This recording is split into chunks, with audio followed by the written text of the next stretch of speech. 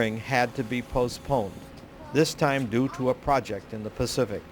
It was time to bring in the technical divers. On June 1, 2002, MSRA with divers Chuck and Doug traveled to the site to make the first dive on this shipwreck. They were accompanied by Tom Tanzos, a police member of the Underwater Recovery Unit, to oversee the operations on behalf of the state. The video camera was rolling. We saw the upsweep of the forecastle, some rounded windows, possibly some paint, but until we got back and delivered our tapes to the researchers with MSRA, we really weren't sure what we were looking at. With each dive, we looked for something new that would give us some clue as to what it was. A real treasure hunt. It was Sherlock Holmes. It was every person contributing something as they saw the pictures, but we needed more. So I dropped over the side. One of the differences between the Chicora was that it was more of a passenger luxury ship, the queen of Lake Michigan, rather than a hauler. So I dropped over the side to just videotape the decks and the transition between the decks and the hull. If the transition was immediate from deck to hull, it was probably not the Chicora. On Chuck's fourth dive, he came down behind the forecastle and swam towards the stern, first encountering a large open hatch, then a downed mast with a mast cap. Continuing on towards the stern, he came across a capstan located amidships, and just beyond that, another hatch opening. Looking back at the deck plans of the Chicora, the team's hopes were dashed. The Chicora only had 4 small hatches on the deck, which were used to access machinery below deck, and those were significantly different to what Chuck had videoed, and its only capstan was located at the stern. This video provided proof positive that this wreck was not the Chicora. Now there remained only 2 possibilities. Soon after this disappointing realization, a new member joined the Michigan Shipwreck Research Associates. Really my whole life I've been interested in Great Lakes shipwrecks, and when I heard what the MSRA was doing, I became very interested and thought I could share some information I found on my own with them that they might find useful. In an email exchange with Craig Rich, he asked me if I could check into the Hennepin to see if we could exclude that as a possibility of being the shipwreck. So I found an article from the Commercial Record that states a few years earlier the power machinery was removed from the Hennepin and it was reverted to barge use. Up until recently, all we knew that existed of the Akeley was a painting of her sinking.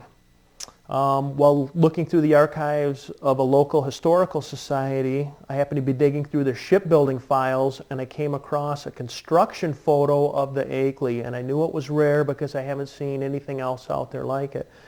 After comparing it to the underwater video of side openings, hatches, and windows, those were identical to the picture of the Akeley.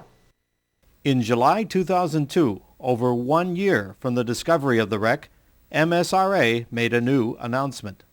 One of the longest-lasting mysteries of Lake Michigan gets even deeper. The Chicora, a ship that sank a century ago, is still missing. That's because the scientists that said they found the Chicora last year have changed their minds. In the past few weeks, more dives led to additional clues and the unexpected. It has to do with the configuration of the boiler, the size and type of the engine, the configuration of the hatches that we're now seeing. They don't match the blueprints of the Chicora, and they do match what we know about the Akeley.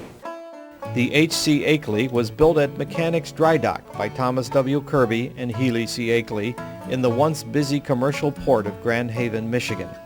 The 230-foot steamer cost over $110,000 and was launched in the spring of 1881.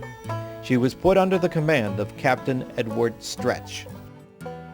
The vessel was named for financier Akeley, who arrived at Grand Haven in 1858 and had been instrumental in developing the lumber and shipping industries. A Civil War veteran, he returned to serve not only as one of the major stockholders of the Grand Haven Lumber Company, but also Justice of the Peace, Circuit Court Commissioner, newspaperman, U.S. Customs Collector, bank director, mayor of Grand Haven, and owner of the world's largest shingle mill.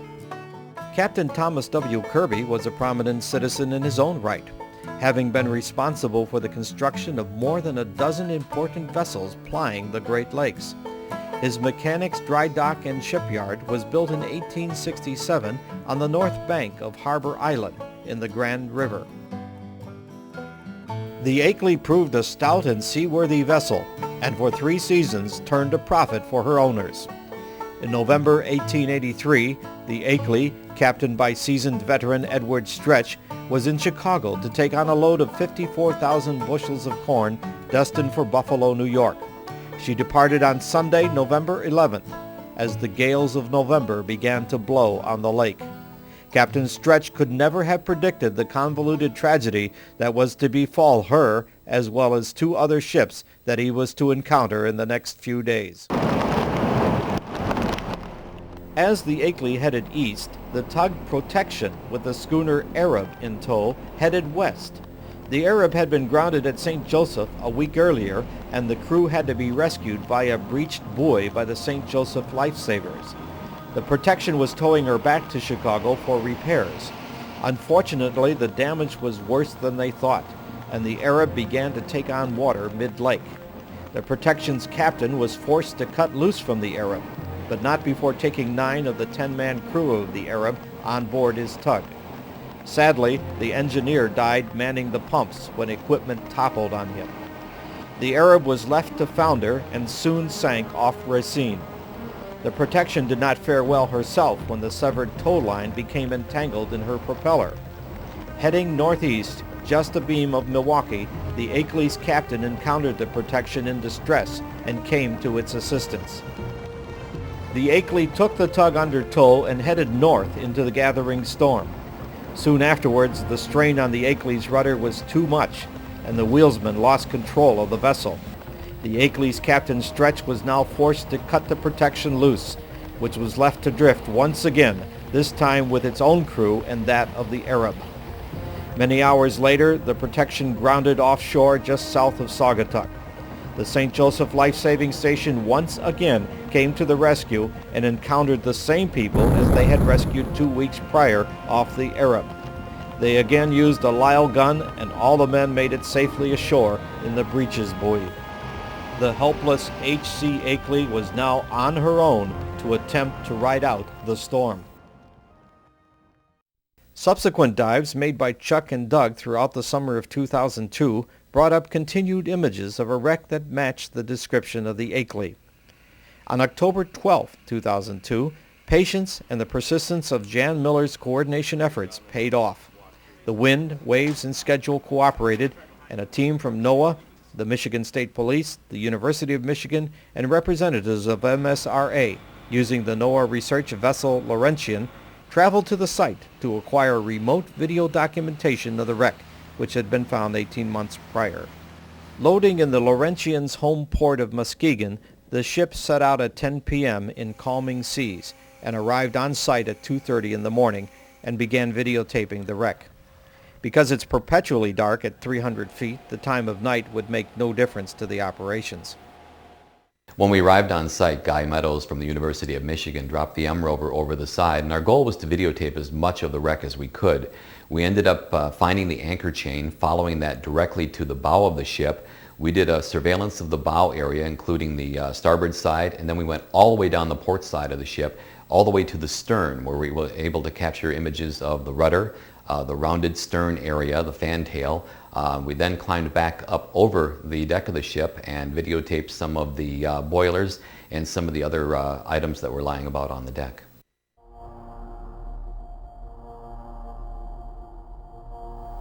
There's the very prow of the ship. You see the hawse pipe on the port side there, where the anchor chain would be deployed.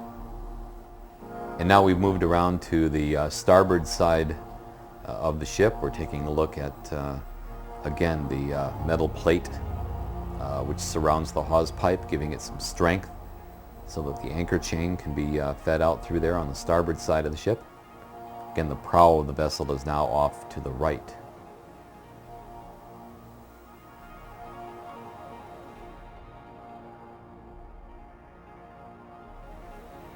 And this begins our video tour of the port side of the ship we believe is the C Akeley, sitting on the bottom of Lake Michigan in about 270, 275 feet of water. You can see the camera level now. The M rover level is at about 234 feet of depth.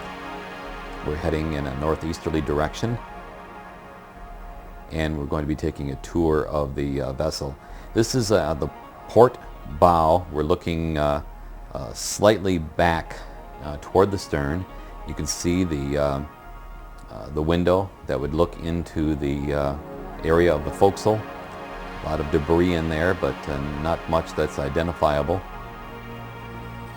We weren't able to see any part of the forecastle or the pilot house or anything. Here you can see the area where the prow of the ship comes down. It's a double curve, very gracious looking part of the vessel, considering this is a real workboat, vessel that was used to haul corn and other goods across the lake for only a couple of years, since the ship was only about 2.5, 3 years old when it did sink in 1883. We're going to be working our way down the ship now to toward the stern, and we'll be kind of hugging the rail as we go. And as we do so, you'll see portions of the rail. Every so often there is an opening in the side of the rail where there was some sort of a little gate or a doorway that would fit in there. And at each one of those openings, it matches up correspondingly with a large hatch on the deck of the vessel. And this is one of the real clues that came forth when we began the investigation of the shipwreck, which led us to the conclusion that this was not the Chicora, because the Chicora would not have these large cargo hatches on the deck, but a ship like the C Akeley would certainly have these kinds of cargo hatches. All right, here we start our tour down the port side of the vessel. You can see the railing is quite intact, and that's about 3 feet or so from the scupper to the top of the railing there. And it's rather detailed. You can actually count the nail heads, see each plank, and the railing on top is actually kind of a decorative piece of wood. Here's one of the first openings, and you can see just off in the shadow the edge of the hatch that's in there. It starts very, very near to the rail, probably only maybe 4 or 5 feet, and then suddenly there's the hatch. And those hatches seem to be, we don't have it scaled out yet, but probably 7 or 8 feet wide, and they perhaps run the width of the ship, which would make them about 20 to 25 feet long, with about a 4 to 5 foot walkway on each side. The ship itself is, I believe, about 35 feet wide. There you see some missing planks on the railing, so you can actually see how that was constructed. A couple of chocks for lines to pass through. We believe that's a boom crotch that's hanging down from the port side of the vessel, almost touching the sand below. We're about 10 feet off the bottom of the lake, as you can see now, 11 feet on the scale on the right-hand side of the screen. And here we are moving again further toward the stern. We're not quite amidships at this point. More railing, and again quite a few missing pieces of planking. The visibility wasn't very good the day we were down there, but just enough that we could make things out, like this mast, which is lying right down the side of the vessel, almost as if it were stored there. But we do believe that that is one of the 3 masts that broke off during the storm, which took the C Akeley to the bottom of Lake Michigan. We're probably about amidships now, because we've traveled some distance from the bow. You can see a jug laying there, probably containing something to keep the sailors warm at night at one point. A pair of bollards there. There's a ring mounted on a board, probably a hatchway to get below.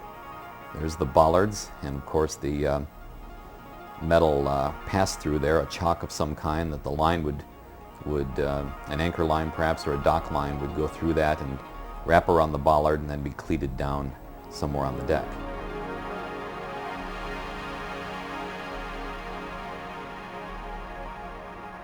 So we have quite a bit of detailed video of the port side. Unfortunately, we were unable to get to have enough time and visibility to do the entire starboard side.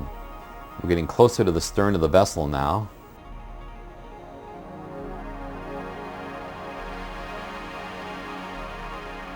And here we're looking at quite a bit of damage at the stern. The stern is much more damaged than the bow area is. And again, witnesses who saw the C Akeley sink said it did sink stern first. You can see the rounded stern here and the way it's swept underneath. Looking for, as luck would have it, a name board. We were unable to find any such structure with any sort of name on it. That's the very center of the keel, the keelson right there. And we're going to take a short trip down underneath and take a look at what remains of the rudder. Part of the story of the sinking of the C Akeley is the rudder became inoperational.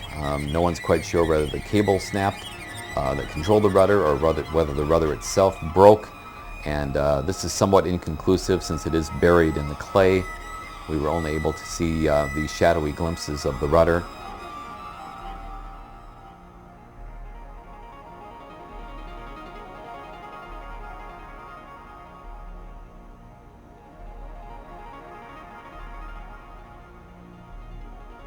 As we come up over the stern, we see lumps and clumps of clay scooped off from the bottom of the lake or a corn cargo.